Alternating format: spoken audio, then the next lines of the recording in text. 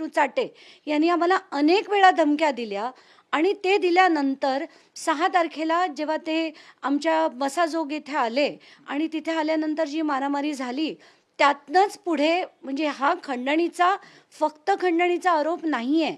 कारण तिथे जेव्हा मारामारी झाली तेव्हा तिथल्या सिक्युरिटी गार्डनी तिथल्या सरपंचांना बोलवलं जे संतोष देशमुख होते आणि त्यांच्यात जी बाचाबाची झाली तर डूक ठेवून त्यांना 9 तारखेला त्यांना कॉर्नर करून त्यांची हत्या केली गेली. म्हणजे याच्यातनं आपण कुठेही म्हणू शकत नाही की खंडणी वेगळी आणि हत्या वेगळी आहे. ही एकच आहे आणि म्हणून मकोका लागायला हवा अशी मागणी आत्ताची नाही आहे.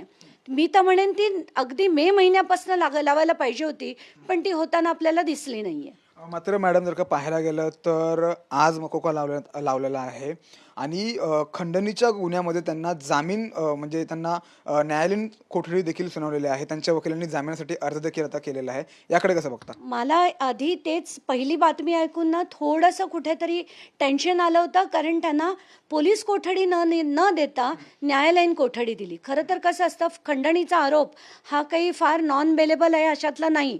तर जेव्हा न्यायालयीन कोठडी देण्यात येते तेव्हा it becomes easy to get bail. त्यांना बेल मिळणं शक्य झालं असतं. पण तेव्हाच SITने त्यांच्यावर मकोका लावलाय आणि त्यांना त्या कोर्टात घेऊन गेलेत.